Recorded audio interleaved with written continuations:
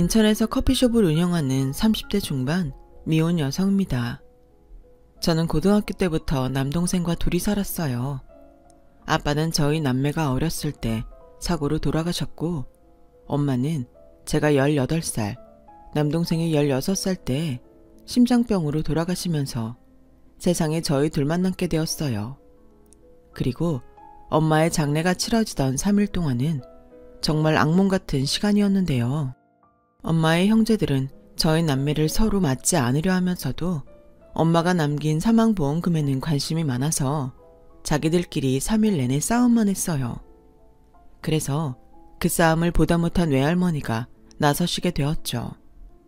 저희 외할머니는 연세도 많으시고 자식들이 모두 형편이 어렵고 바쁘다는 이유로 시골에서 혼자 사는 처지셨는데요. 그런 할머니가 비통한 목소리로 이렇게 말씀하셨어요. 다들 그만해. 내가 정말 사는 게 천벌 같다. 미경이가 갈 게 아니라 이 늙은이가 가야 했는데 니들은 어린 조카 보기가 부끄럽지도 않아. 엄마, 우리도 다 사정이 있어서 그런 거잖아. 막말로 큰언니가 그렇게 죽을지 우리가 어떻게 알았겠냐고. 그래서 대책을 마련하려고 대화하다 보니까 큰 소리도 나는 건데 엄마는 아무것도 모르면서. 작은 누나 말이 맞아. 갑자기 쟤들을 우리 보고 어떡하라고. 우리도 뭔가 대책이 있어야지. 보험금은 반반씩 나누고 애들은 작은 원룸 얻어주고 월세랑 생활비 대주는 걸로 해. 어차피 가영이 좀 있으면 성인이잖아.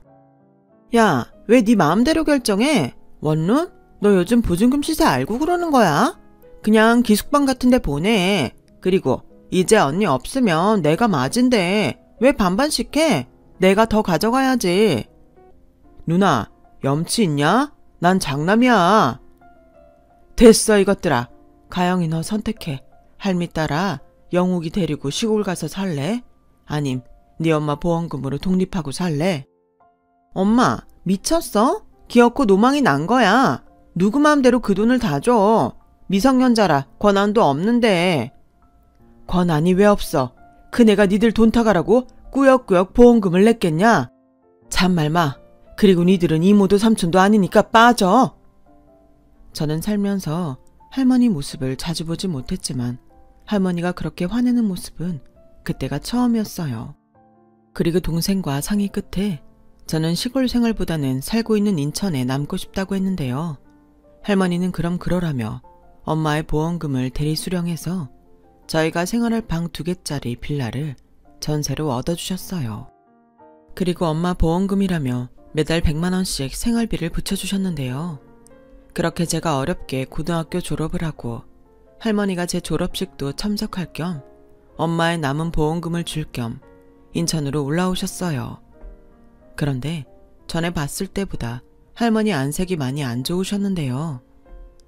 할머니, 어디 아프신 데라도 있어요? 얼굴색이 안 좋으세요. 이 나이에 아픈 데가 없으면 그게 이상하지. 아이고, 우리 강아지들 엄마도 없이 우째 살았어. 많이 힘들었지? 할미라도 건강하면 자주 올라올 텐데. 아니에요. 그래도 할머니가 생활비도 주시고 쌀이랑 반찬도 보내주셔서 저희 걱정 없이 살았어요.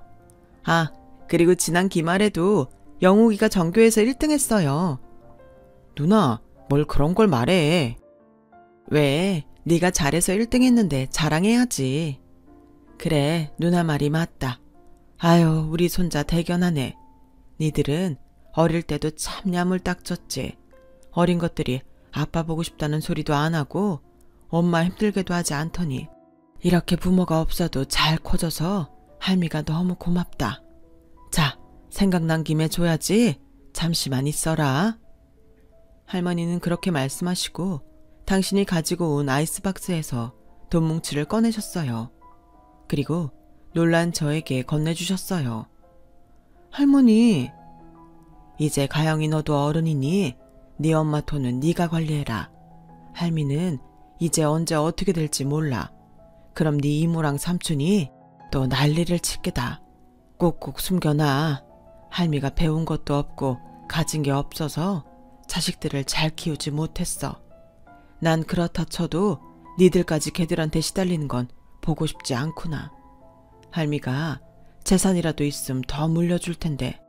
가진 게 네 삼촌 장가 보낸다고 진 빚밖에 없어. 미안하다. 할머니, 그래도 저는 같이 사는 건 아니지만 할머니가 계셔서 많이 의지하고 살았어요. 지금도 그렇고요. 그러니까 할머니는 그런 생각하지 마시고 오래오래 사셨으면 좋겠어요. 말만이라도 고맙다. 근데 할미는 이젠 좀 편해지고 싶다.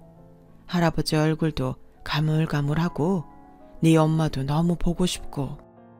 할머니, 그래도 저 의사 되는 건 꼭 보고 가세요. 저 정말 열심히 공부할게요. 그래, 우리 영욱이가 그렇게 말하면 할미가 노력해야지. 고맙다.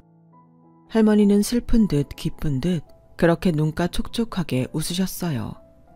그리고 그 해를 다 넘기지 못하시고 저희 엄마 곁으로 떠나셨는데요. 할머니 말씀처럼 할머니의 장례가 있던 날에도 이모와 삼촌은 서로 빚을 떠안지 않으려 싸웠고 그 불똥은 저희 남매에게 튀어 그때 할머니가 가져간 엄마 보험금을 내놓으라며 아주 난리도 아니었는데 경찰까지 와서 이모와 삼촌을 말렸으니 말은 다 했죠. 그렇게 어렵게 할머니 발인까지 보고 저희 남매는 도망치듯 인천으로 왔어요. 그리고 행여 이모와 삼촌이 저희들에게 돈 달라고 괴롭힐까봐 이사까지 했는데요. 그런 와중에도 공부 잘하는 동생한테 피해가 갈까? 동생 학교 주변 중 가장 외진 곳으로 집을 구했어요.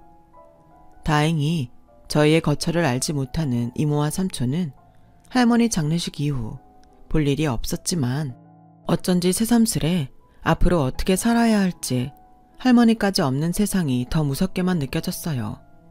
하지만 저는 이미 20살 어른이었고 동생에겐 유일한 보호자였으니 어떡하든 동생을 꼭 잘 키우고 싶다는 열의가 가득했는데요. 그도 그럴 게 동생은 의사가 되겠다는 꿈을 가진 뒤에 거의 잠도 자지 않고 공부에만 매달렸어요. 엄마가 남긴 남은 사망보험금은 많다면 많고 적다면 적은 1억 남짓이었는데 저는 이 돈을 종잣돈으로 동생 학비와 나아가서는 동생 결혼 자금까지 해결해야 한다는 생각을 했었죠. 그러면서 저절로 저의 대학이나 결혼은 감히 생각도 할 수 없는 거였어요. 동생은 자기 대학 자금은 자기가 알아서 할 테니 일단은 그 돈으로 대학을 가라고 했지만 저는 대학이 아닌 돈을 벌고 싶었어요. 이미 엄마가 돌아가시고 학교에 다니면서 커피숍 아르바이트를 하던 저였는데 몸에 익어서인지 작더라도 제 가게를 갖고 싶었죠. 그래서 나중에 쓰려고 제과제빵 자격증도 따고 바리스타 자격증까지 땄는데 어느 날 동생이 이렇게 말하더군요. 누나, 그럼 누나 가게를 내자. 나도 누나가 하루에 2-3개씩 알바하는 거 신경 쓰였어. 게다가 그 중에 하나는 야간 알바잖아. 내가 밤마다 누나 걱정을 얼마나 하는 줄 알아? 대학도 안 간다고 하고 취직도 안 한다고 하고 또 그런다. 내 선택인데 왜 자꾸 그렇게 말해? 그리고 지금 당장은 돈이 없어서 돈 모으려면 어쩔 수 없어. 야간 알바가 그나마 쏠쏠한데 그걸 어떻게 그만두냐? 네가 말하지 않아도 5년 안에 내 가게 차릴 거니까 염려 마. 그러지 말고 엄마 보험금 있잖아. 그걸로 해. 야, 그건 안 되지. 그 돈이 어떤 돈인데. 그리고 그 돈은 다 쓸 때가 있어. 의대 등록금 장난 아니라며. 그건 내가 알아서 한다니까. 됐어. 넌 그냥 공부만 해. 변변한 학원도 못 보내서 누나가 얼마나 속상한데. 그런데 안 다녀도 나 잘하거든? 그래, 너 잘났다. 그래도 안 돼. 누나 일은 누나가 알아서 할 테니 너나 신경 쓰셔. 싫어. 누나 계속 그럼. 나도 이제 공부 안 해. 내가 의대 안 가면 그 돈 쓸 때 사라지는 거지? 야, 너 지금 그걸 말이라고. 그럼 누나가 가게에서 나 학비 대줘. 그럼 되잖아. 나도 가끔 머리 식히고 싶을 때 가게 알바도 좀 시켜주고. 난 우리 누나가 사장님 했으면 좋겠다. 우리 누나가 만든 스콘이랑 쿠키 짱 맛있는데. 동생은 그렇게 자기 생각만 하는 저를 설득했어요. 저도 동생 말처럼 하고 싶지 않았다면 거짓말이고요. 그래서 동생한테 빚진다는 마음으로 저는 나름 역세권에 10평도 되지 않는 카페를 차리게 되었죠. 하지만 우리나라에 치킨집보다 더 많은 게 카페라고 브랜드도 아닌 작은 저의 가게는 반년이 지나도록 적자였고 저는 열심히 노력했지만 동생 볼 낯이 없어 괜히 가게를 차렸나? 시간을 되돌리고 싶은 심정이었어요. 그래서 딱 계약 기간만 하고 접자고 생각했는데요. 사람이 죽으라는 법은 없다고 카페를 차린 지 1년이 되어갈 즈음 조금씩 사정이 나아졌어요. 나름 단골도 생겼고 제가 만든 케이크 맛있다며 따로 라운드 케이크를 주문하는 손님도 생겼는데 그때부터는 카페가 곧잘 됐어요. 저녁에 마감하며 그날 매출을 계산하는데 한 달 그렇게 꼬박 장사를 하고 정산을 하는데 정말 눈물이 다 날 정도였어요. 많이 벌어서 그런 게 아니라 매달 돈을 까먹는 제 가게였는데 처음으로 남는 장사를 했다는 기쁨에 고생한 지난날이 주마등처럼 스쳐서 눈물이 났어요. 그 후 저는 알바도 없이 오전 10시부터 밤 11시까지 혼자 가게 운영을 했는데요. 친구들은 하루 종일 일만 해서 힘들겠다고 했지만 손님이 많아지니 커피 만드는 일도 빵 굽는 일도 신이 나서 힘든 줄도 몰랐던 것 같아요. 그렇게 저는 돈을 벌어 동생 대학 등록금을 마련했어요. 동생은 말은 하지 않았지만 혼자 고군분투하며 공부를 했고 마침내 꿈같은 서울의 모 유명대학에 의예과에 입학했어요. 옛날 말로 개천에서 용난다고 하잖아요. 제 동생은 그런 용이었던 거예요. 그리고 동생 대학 첫 등록금을 내던 날, 그날은 먼저 떠난 부모님 생각이 그렇게 나던지 아마도 그동안은 의식하지 않으려 했지만 나름 공부 잘하는 동생을 끝까지 잘 건사해야 한다는 압박감이 있었다는 걸 깨달았죠. 그래서 착하고 공부 잘하는 동생이 고마웠고 또 저 스스로도 보람되던 때였는데요. 동생은 그 뒤 그게 끝이 아니고 시작이라고 알려주듯 더 바빠졌어요. 그리고 생각했던 것보다 의대 등록금은 정말 놀랄 정도로 비쌌기에 한 학기 등록금을 내면 다음 학기 등록금 준비에 정신을 바짝 차릴 수밖에 없었는데 저도 티를 내지 않는다고 했음에도 동생은 등록금을 낼 때면 잘 하지도 않는 전화를 해서 부담을 줘서 미안하다고 했어요. 누나, 등록금 많이 부담스럽지? 내가 시간이 있으면 과외라도 할 텐데. 야, 네가 무슨 과외를 해? 그럴 시간 있으면 잠이라도 더 자. 내가 언제 너한테 돈 걱정하라고 했어? 그때 네가 그랬잖아. 가게에서 네 등록금 대라고. 요즘 누나 카페 엄청 잘 돼. 그러니까 넌 아무 걱정하지 말고 공부만 해라. 내가 그때 그렇게 말은 했지만 등록금이 이렇게 비쌀 줄 몰랐지. 근데 누나 조금만 기다려. 인턴하면 월급 나오니까 내가 누나 고생한 거 다 갚아줄게. 됐어. 너랑 내가 남이냐? 누나 고생하지도 않았고 너한테 받을 것도 없어. 그러니까 부담 갖지 말고 편하게 너 하고 싶은 공부해. 네가 의사가 꿈이라고 해서 말리지 않았지. 네가 성공하고 싶어서 의대 간다고 했음 누나는 말렸다. 고마워 누나. 그래도 난 누나가 앞으로 내 덕 보고 살게 할 거야. 이것도 내 꿈이니까 말리지 마. 아, 시간이 벌써 이렇게 됐네. 누나, 나 공부하러 들어가야 해. 알았어. 공부도 좋지만 몸 잘 챙기고 잠은 되도록 집에서 자. 도서관에서 쪽잠 자는 것도 하루 이틀이지. 알겠어. 누가 잔소리 마녀 아니랄까봐. 나 전화 끊는다. 동생은 지가 걱정돼서 잔소리가 많아지는 저를 언제부턴가 잔소리 마녀라고 불렀어요. 하지만 그게 끊고 싶어도 끊어지지 않는데 엄마들이 왜 그렇게 자식들에게 잔소리를 하는지 알겠더라고요. 그 후 동생은 1년 2학기를 마치고 군대에 갔어요.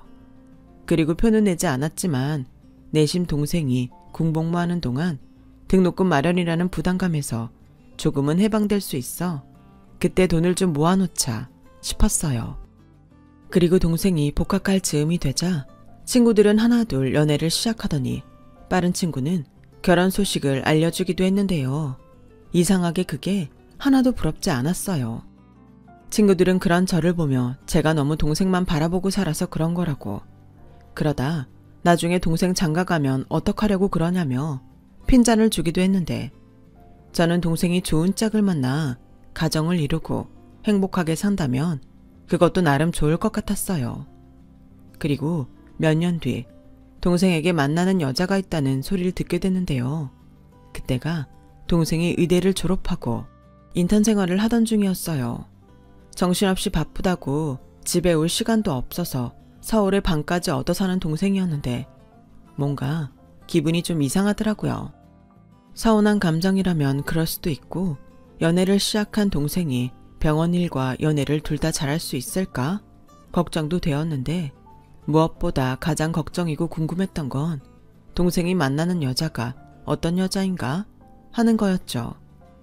저도 저지만 공부밖에는 할 줄 모르는 동생이 사람 보는 눈이 있을지 누나로서 걱정이 됐거든요. 하지만 그렇다고 동생 앞에서 그런 내색은 할 수 없었어요. 행여 동생이 누나가 싫어한다는 오해를 하면 안 되니까요. 그래서 그저 속으로 좋은 사람을 만나고 있길 바랄 뿐이었죠. 그러면서 언젠가 동생이 저에게 여자친구를 보여주겠지 하는 생각을 했었는데요.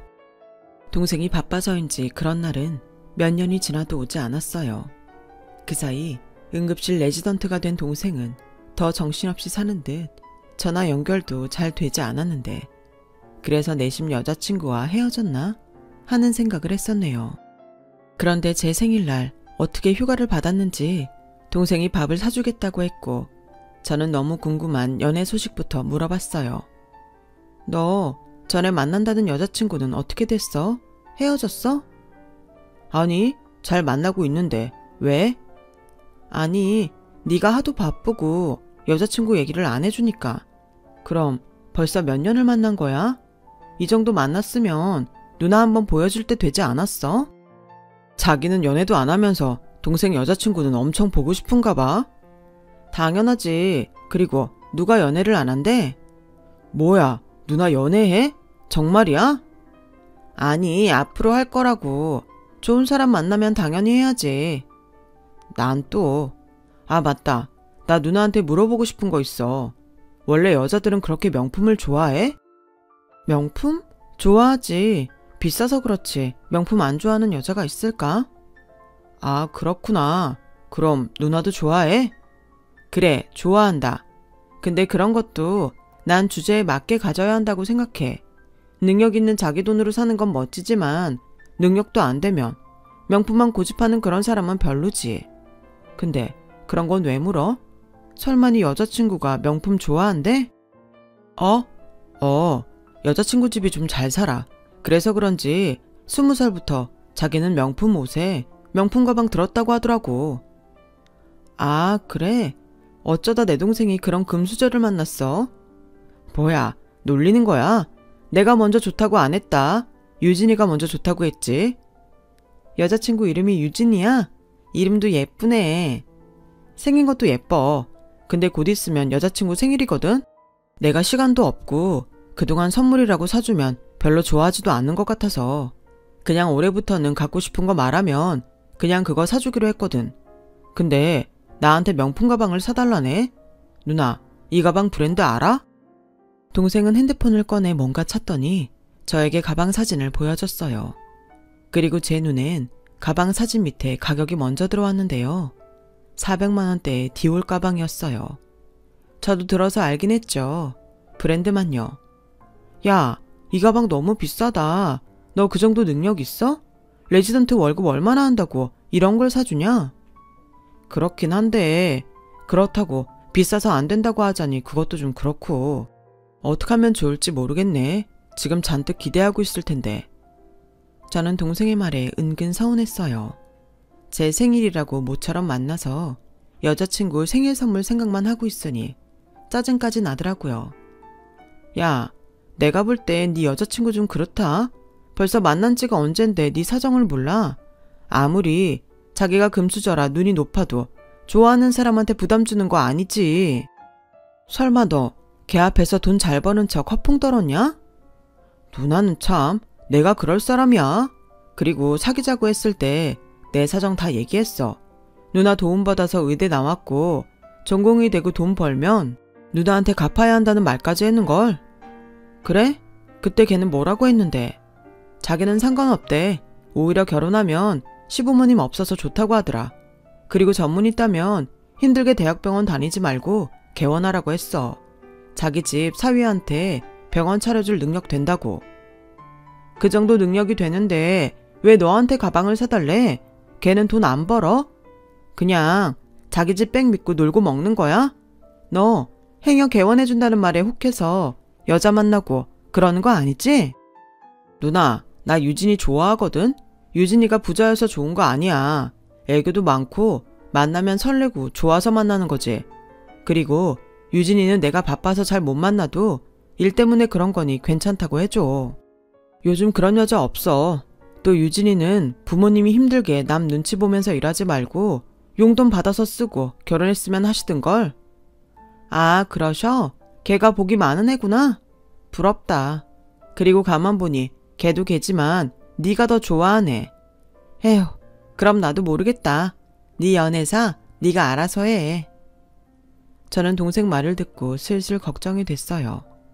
세상 물정 모르는 돈 많은 아가씨 같은데 자칫 잘못하면 제가 남자친구의 심술궂은 누나가 될 수 있을 것 같더라고요.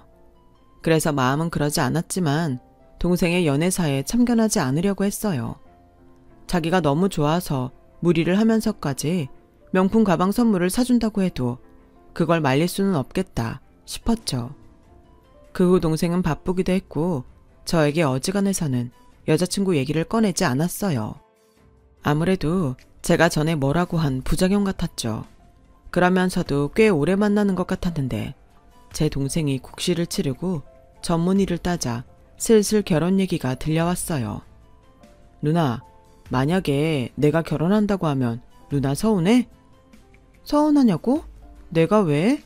근데 너 이제 막 전문의 땄는데 너무 이르지 않아? 누나 생각엔 자리 좀 잡고 하는 게 좋을 것 같은데? 사실 나도 그게 나을 것 같긴 한데 연애 기간도 길었고 유진이가 벌써 30이니까 유진 집에서 말이 많은가 봐. 하기사 그쪽은 또 그럴 수 있겠다. 그나저나 그렇게 오래 만날 동안 나는 한 번도 안 보여주고 누나 서운하다. 나도 기회 있으면 소개해주고 싶지. 근데 아무래도 여자친구 입장에선 누나라고 하니까 부담스러운 것 같아서. 근데 결혼 얘기 오가는데 안 그래도 내가 자리 한번 만들어 보려고 했어. 동생은 그렇게 말은 했지만 여전히 바빠서 그런 시간을 도무지 잘 내지 못했어요.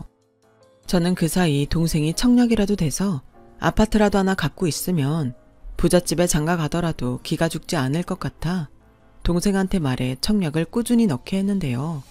그러던 중 동생 명의로 청약에 당첨이 되었어요. 평수는 그렇게 넓은 건 아니었지만 좋은 위치의 대단지 아파트였기에 정말 잘 됐다 싶었죠. 동생도 믿기지 않는다고 했어요. 그러면서 당첨된 아파트에 들어가는 돈은 자기가 알아서 할 거니 저에겐 신경 쓰지 말라고 했는데 동생은 내심 그 아파트를 신혼집으로 쓸 궁리를 하는 것 같더라고요.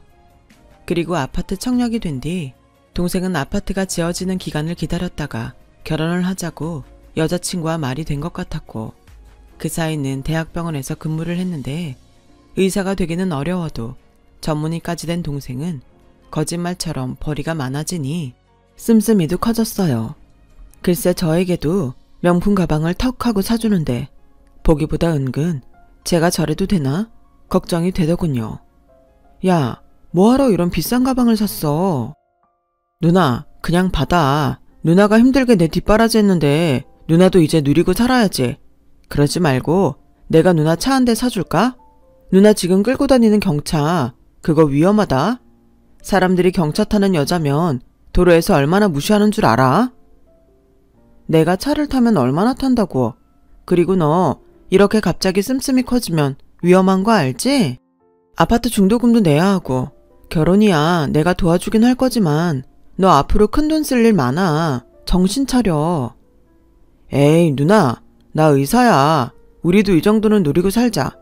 그리고 내 꿈이 원래 누나 호강시켜주는 건지 몰라? 그리고 나 누나가 걱정할 만큼 생각 없지도 않아. 유진이 보니까 누나 생각이 나서 그래.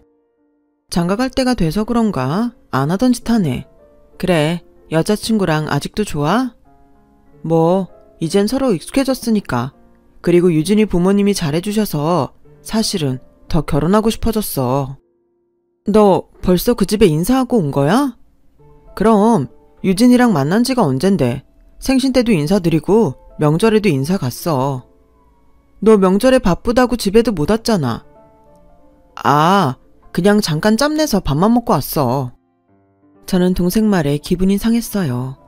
그리고 아무리 좋게 생각하려 해도 동생이 만나고 있다는 여자가 좀 괘씸하게도 느껴졌는데요. 왠지 부모도 아니고 누나라 무시당하는 그런 기분이 들었거든요. 그렇다고 이제 와서 나는 그 여자가 마음에 들지 않는다고 말하는 것도 별로 같았고 엄한 화살은 동생을 향했죠. 동생이 가운데서 역할을 잘해야 하는데 아무래도 할 줄 아는 게 공부밖에 없었으니 자기 여자친구한테 휘둘리고 있는 것 같았어요. 게다가 보름에 한 번 정도는 제가 동생 자취방에 반찬 같은 걸 가져다 주는데 척하면 척이라고. 여자친구라는 애가 동생 집에 드나들고 있다는 걸 쉽게 알 수 있었어요. 자기 물건이 아무렇지 않게 널려 있는데 남자친구 집 치워주기까지는 바라지 않지만 자기 물건까지 어지르고 가는 경우는 또 뭔지 헛웃음이 나오더군요. 결혼 후에 둘이 어떻게 살지 안 봐도 비디오 같았어요. 그렇게 얼굴도 보지 못한 채 동생의 여자친구가 조금씩 마음에 들지 않았는데 결정적인 일이 벌어졌죠. 그때는 아침에 오픈 준비를 하는데 처음 느끼는 복통에 동생에게 가장 먼저 전화를 하게 됐고 동생이 보내준 구급차에 실려 동생이 일하는 병원 응급실에 갔는데요. 아무래도 위경련의 원인은 너무 다양해 검사를 하는 게 좋겠다고 했어요. 그날이 다행히 동생이 오프라 고맙게도 제 곁에 있어줬는데 동생이 아무리 사정을 말해도 동생의 여자친구는 오픈 날 자기를 만나지 못한다는 동생에게 화가 났는지 계속 독촉 전화를 하는 것 같았어요. 최영욱, 그러지 말고 병원에서 보자 그래. 이참에 나도 같이 보게. 누나, 그래도 그건 좀... 왜? 어차피 둘이 결혼한다며. 내가 일부러 말하지 않으려고 했는데 나 솔직히 이건 아니다 싶은 거 많아. 내가 아무리 부모도 아니고 누나라지만 무시당하는 것 같아서 기분 나쁘다고. 에이, 누나 왜 그래? 그냥 유진이가 철이 없어서 그래. 알잖아. 내가 바빠서 데이트할 시간도 없고 분명 오픈날이라고 이것저것 하고 싶었을 텐데 자기 딴에는 서운해서 그런 거야. 누나가 좀 이해해줘. 아이고, 공자 선생님 나으셨네. 누나가 한 번만 말하는데 너 걔한테 너무 휘둘리지 마. 괜히 시누이 짓 한다는 소리 듣고 싶지 않아서 참고 있지만 결국엔 결혼하면 한 식구인데 이럼 너나 걔나 다 불편하다? 알겠어. 내가 중간에서 잘할게. 그리고 유진이한테도 잘 얘기할게. 누나 마음 풀어. 가뜩이나 위경련 온 사람이 뭘 그렇게 예민하게 굴어. 내가 그러고 싶어 그러냐? 잘하라고. 엄마가 돌아가시고 동생과 단 둘이 살면서 그래도 저는 혼자가 아니라 둘이라고 생각했는데 그날은 어쩐지 저만 편이 없는 것 같았어요. 친구들 결혼하고 애 낳아도 부럽다고 생각한 적 없던 저였는데 몸이 아프니 마음도 약해지는 것 같았어요. 게다가 제 앞에서 막무가내로 자기 여자친구를 감싸는 동생을 보며 마음도 썩 유쾌하지 않았는데요. 그렇게 몇 달 후 드디어 올 것이 왔어요. 동생이 바빠서 얼굴은 못 보고 전화로 상견례 얘기를 꺼냈거든요. 아직 아파트 완공되려면 멀었는데 뭘 그렇게 서둘러. 난 아직 걔 얼굴도 못 봤는데. 그거야. 유진이보다 내가 바빠서 그러지. 그렇다고 초면에 나 빼고 둘만 만날 수 있어? 그것도 좀 이상하잖아. 근데 유진이네 집에서 마음이 좀 급하신가 봐. 일단 결혼 날짜라도 미리 잡자고 하시네. 뭐 예상하지 못한 일은 아니니까. 근데 상견례 전까지 정말 시간 안 돼? 누나가 밥 한 끼 사줄 테니까 여자친구랑 좀 보자. 미안. 요즘 수술이 너무 많아서 시간 내기가 힘들어. 벌써 집에도 한 달째 못 들어갔다. 그래도 내가 최대한 시간 내볼게. 저는 어쩐지 동생이 연애를 시작한 후 동생과 예전처럼 좋게 지내지 못하는 것 같아 내심 미안했어요. 제가 자꾸 여자친구에 대해 안 좋게 얘기를 해서 동생이 저를 불편해하나 싶기도 했고요. 그래서 어쨌든 우리 집 식구가 될 사람이니 좋게 생각하고 동생이 결혼하면 더는 동생에게 신경 쓰지 말고 저도 제 인생을 좀 즐기며 살자고 생각했는데요. 그래도 결혼이라는 게 제가 경험이 없어 그런지 마냥 쉽게 넘길 일은 아니더군요. 저는 먼저 결혼한 친구들에게 물어 결혼 전에 뭘 준비하면 좋을지 또 예산은 얼마를 잡을지 물어봤는데 제가 상의하려고 연락을 하면 동생은 무조건 저는 신경 쓰지 않아도 된다고 했어요. 결혼은 자기 힘으로 할 거니 저는 그냥 참석만 하면 된다고요. 그런데 누나인 제가 어디 그럴 수 있나요?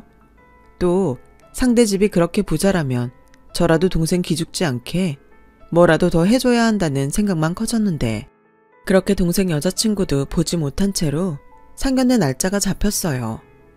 누나, 미안해. 시간이 딱 상견례 날짜밖에는 어려워서 여자친구도 결혼 전에 해둘 게 있다고 요즘은 좀 바쁘고.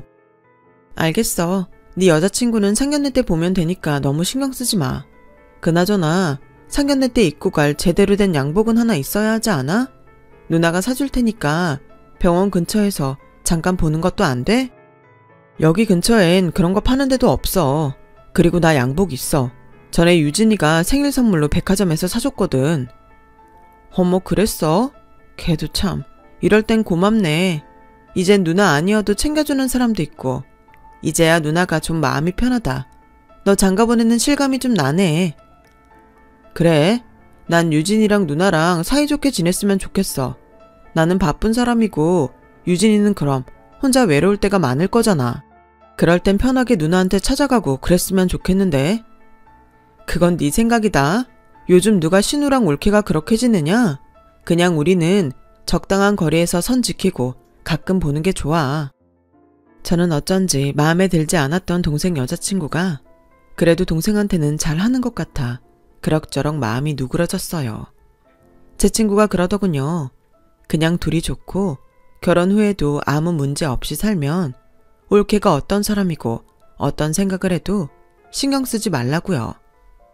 그래야 제 속도 편하고 올케와 얼굴 붉히는 일도 없다고 했는데 기혼자가 하는 말이라서 그런지 그 말이 맞는 것 같았어요.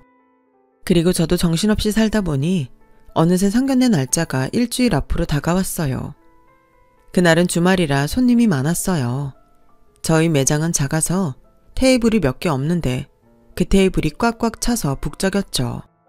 제가 몇 달 전부터 인스타에 그날 다른 케이크와 빵을 구워 올리는데 그 빵 맛이 반응이 좋아서 점점 손님이 많아진 게 이유였어요. 그래서 내심 이제 가게를 좀 넓히고 직원도 한 명 뽑을까 하는 생각을 하고 있었는데요.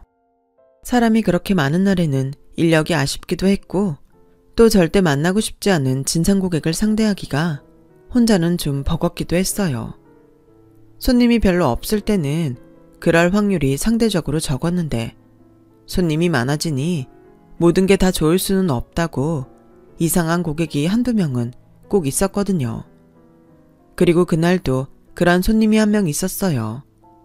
거의 다 먹은 음료잔과 거진 다 먹은 케이크 접시를 내밀며 자기가 아는 라떼 맛이 아니라고 하면서 케이크에서는 머리카락이 나왔다며 환불을 해달라고 하더군요.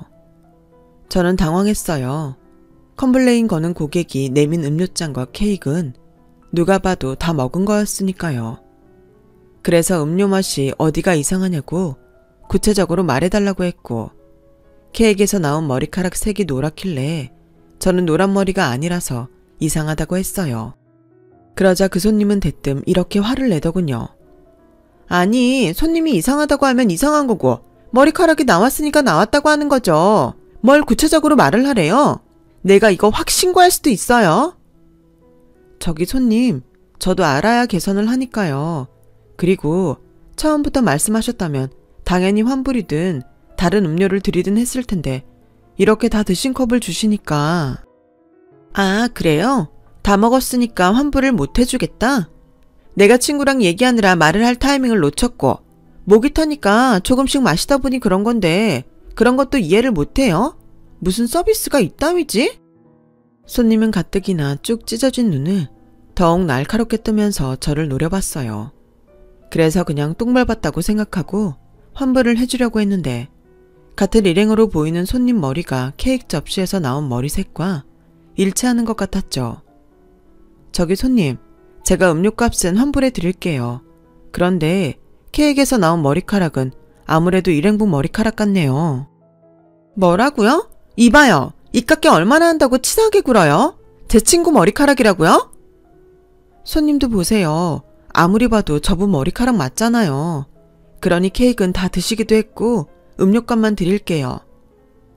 나 참 기가 막혀. 됐고요. 그럼 음료값 안 받을 테니까 다시 만들어줘요. 저는 그 여자의 요구사항이 이상하긴 했지만 얼른 가길 바라는 마음에 음료를 만들어줬어요. 그러자 그 진상 손님은 뭐가 재밌는지 친구랑 시시덕거리며 웃고 있었고 제가 음료를 테이크아웃 잔에 담아서 주니 그 진상 손님은 그 잔을 받아 뚜껑을 열더니 그 음료를 저에게 냅다 뿌리는 거예요. 어머, 손님! 왜? 이제야 정신이 좀 들어?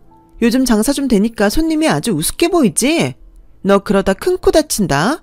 그냥 좋게 환불해달라고 하면 네네 하고 해줄 것이지. 무슨 토가 그렇게 많아. 내가 여기 사장 인성 더럽고 커피 맛도 이상해졌는데 케이크에서는 머리카락 나왔다고 인터넷에 올려봐? 손님, 저야말로 이게 무슨 짓인지 모르겠네요. 억지를 부려도 유분수죠. 이게 무슨 짓이에요? 인터넷에 올린다고요? 올려요.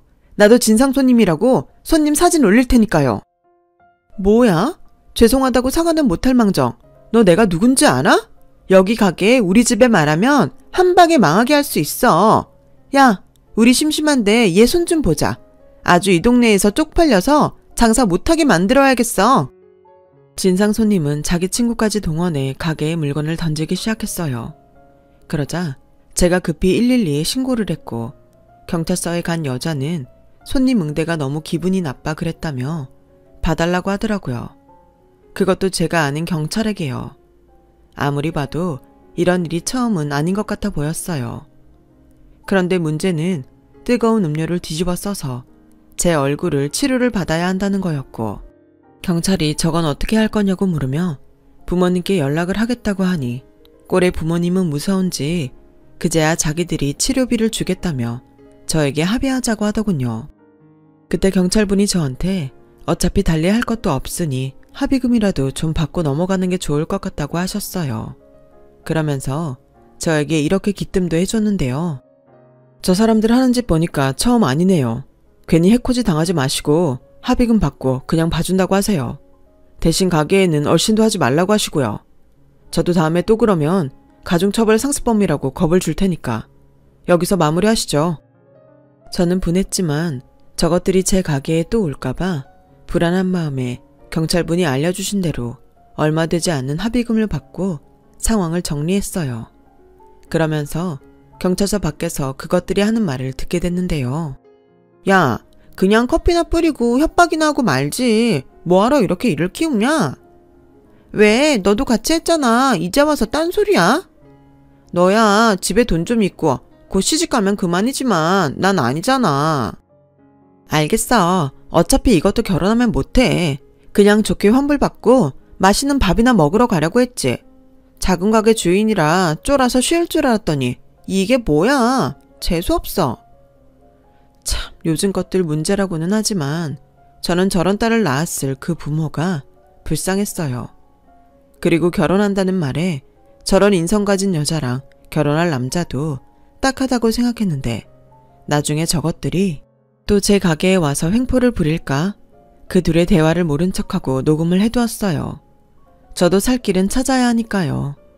그렇게 그 일의 사건은 끝이 났어요. 이번 생에 다시는 보고 싶지 않은 최고 진상 고객이 되었는데 엉망이 된 가게를 정리하는데 왈칵 눈물이 쏟아지더군요. 장사를 하면서 별 이상한 사람을 다 보긴 했지만 이렇게 저에게 직접 폭행을 한 건 처음이라 심장이 벌렁거리면서 눈물이 나왔어요. 그리고 그때였어요. 무슨 바람인지 늘 바쁘다는 동생이 가게를 찾아왔고 엉망이 된 가게와 저의 모습을 본 동생은 많이 놀란 듯 저에게 물었어요. 누나, 이게 다 무슨 일이야? 얼굴은 또 왜 그래? 너야말로 이 시간에 여길 왜 왔어? 한참 바쁜 거 아니었어? 요즘 내가 너무 바빠서 누나한테 소홀했던 것 같아서 누나 놀래켜주려고 왔는데 이게 뭐야? 누가 그랬어? 있어, 진상 여자들. 조금 전에 경찰서 다녀왔고 합의도 했으니까 괜찮아. 뭐가 괜찮아? 얼굴이 이런데. 병원 안 갔지? 화상 이렇게 두면 흉져. 당장 나랑 병원 가자. 약국에서 대충 소독하고 연고 발랐어. 내가 반사적으로 잘 피해서 그 정도는 아니래. 넌 밥은 먹었고? 지금 밥이 문제야? 이런 일이 있었으면 나한테 연락을 했어야지. 연락하면 네가 올 수는 있냐? 됐어. 누나 일은 누나가 알아서 해. 조금 있으면 장가갈 놈이 별 걱정을. 장가가면 뭐가 달라져? 매형이 생기기 전까지는 누가 뭐래도 내가 누나 보호자야. 저는 동생의 말에 내심 기분이 좋았어요. 사실 장가가면 이젠 지금처럼은 못 지낸다고 생각했는데 동생이 저렇게 말해주니 고맙더라고요. 그래서 동생은 화를 냈지만 저는 웃음이 나왔어요. 왜 웃어? 누나는 지금 웃음이 나와? 이제야 좀 안심이 돼서 그래. 어차피 걔들 쪽팔려서 여기 다시 못 와. 그나저나 누나도 아직 저녁 전인데 우리 오랜만에 치킨이나 시켜 먹을까? 이 와중에 치킨 생각이 나? 아무튼 나 자고 가도 되니까 맥주도 마시자. 오, 웬일로 바쁜 의사 선생님이 그렇게 시간이 돼? 나도 살아야지. 누나나 일어나. 여긴 내가 치울 테니까. 저는 그날 밤 진상 여자들 때문에 기분이 꿀꿀했지만 모처럼 동생과 치맥을 하며 즐거운 시간을 보냈어요. 그랬더니 최악의 하루도 그럭저럭 웃으며 보낼 수 있었고 곧 상견례 날이 되었어요. 저는 잔뜩 긴장되긴 했지만 나름 초면에 책 잡히지 않으려고 신경을 많이 썼어요. 생전 잘 사입지도 않는 정장도 한 벌 사입었고 오랜만에 미용실에 가서 머리도 했는데 날이 날이니만큼 부모님 생각이 많이 나더군요. 하지만 힘을 내기로 했어요. 제가 부모님 대신이라는 생각이 들었거든요. 그리고 약속 시간보다 일찍 도착한 저와 동생은 예약한 방에 자리를 잡고 앉았고 10분 정도가 지났을까? 인기척이 들렸어요. 아무래도 예비 올케와 사돈네가 도착한 듯 보였죠. 저는 그 자리에서 일어나 인사할 준비를 했어요. 그런데 동생의 예비 장인어른 뒤에 들어온 동생의 예비 신부 얼굴이 굉장히 낯이 익었어요. 화장이 좀 연해지긴 했지만 쭉 찢어진 그 눈은 분명 제가 얼마 전에 봤던 진상 여자가 분명했죠. 그 순간 저는 얼음이 되고 말았어요. 그러자 그 여자는 고개를 숙이고 있어서 저를 보지 못했는지 미소 띤 얼굴로 뒤늦게 고개를 들었고 얼음이 된 저를 보고 지도 똑같이 얼음이 되고 말았는데요. 저희 둘의 사정을 모르는 제 동생과 그 여자의 부모님은 서로 안부를 나누며 반갑게 인사를 나눴어요. 영욱이 오랜만이네. 잘 지냈어? 네, 어머니. 어머님도 그동안 잘 지내셨죠? 아버님도요. 그럼. 그리고 자네는 이제 사위 될 사람인데 영욱이가 뭐야? 최서방이라고 불러. 아유, 아들 같아서 그러지. 근데 누님은 어째 안색이 안 좋으신가? 무슨 일 있으세요? 안녕하세요. 초면에 죄송한데 안색이 안 좋은 건 그 댁 따님도 마찬가지 같은데요. 네? 너 왜 그래? 여기 도착할 때까지도 신났었잖아. 그게... 내가 말할까요? 아니면 네가 말할래요? 누나, 왜 그래? 너 똑바로 들어. 나 이 결혼 반대야. 얼마 전에 우리 가게에 와서 난리치고 나한테 뜨거운 음료 부은 애 있지? 그게 쟤야. 뭐? 언니, 오해해요. 그러니까. 너 왜 그래? 음료를 부었더니 이게 다 무슨 말이야? 안 사돈 분은 제 말과 자기 딸의 반응에 당황한 듯 말했어요. 그러자 아무 말도 하지 못하고 그 진상 여자는 고개를 푹 숙였고 그 상황을 빨리 정리하고 싶었던 제가 먼저 입을 열었어요. 그리고 경찰서에 가져가느라 저장해뒀던 그날 있었던 문제의 CCTV 영상을 그 댁 부모님께 보여드렸고 경찰서 밖에서 합의해서 재수없다고 떠들던 음성 파일도 친절하게 들려드렸네요. 정말 숨이 막히는 고요가 흘렀어요. 제 동생도 충격이 큰지 여자친구에게 눈을 떼지 못하더군요. 그리고 믿을 수 없다는 듯 말까지 더듬으며 제 동생이 지 여자친구한테 물었어요. 너 원래 이런 애였어? 네가 우리 누나한테 뜨거운 음료 뿌린 거냐고. 그것도 모자라서 가게까지 엉망 만들고. 오빠, 그게 있잖아. 왜? 그런 짓을 할 만한 사정이라도 있나? 말해봐. 그런 짓 처음 아니지? 그깟 거 얼마나 하냐면서. 그러는 넌 그게 얼마나 한다고 그런 진상을 떠는데. 난 내 동생이 결혼한다고 하면 연애를 끊었으면 끊었지. 절대 너 같은 올케 인정 못해. 제가 부들부들 떨면서 말을 하자 그쪽 엄마가 어쩔 줄을 몰라 했어요. 아무래도 제가 아닌 자기 남편을 더 무서워하는 것처럼 보였는데 바깥 사돈을 보니 무서운 얼굴을 하고 있긴 하더라고요. 아니, 저렇게 부모 무서운 줄 알면서 어떻게 밖에서는 그런 짓을 하고 다니는지 저는 더 이해할 수 없었어요. 그런데 정말 의외의 말을 그 바깥 사돈이 하더군요. 참 유감스럽습니다. 저희 애가 원래 그런 애는 아닌데 그래도 결혼만 허락해준다면 제가 최군한테 병원도 차려주고 돈 걱정하지 않게 잘해주겠습니다. 누님도 동생을 이왕이면 돈 많은 집에 장가를 보내는 게 좋잖아요. 저희는 의사사위 봐서 좋고 서로 좋게 했으면 합니다. 이번 일은 제가 보상하겠습니다. 얼마면 될까요? 이보세요.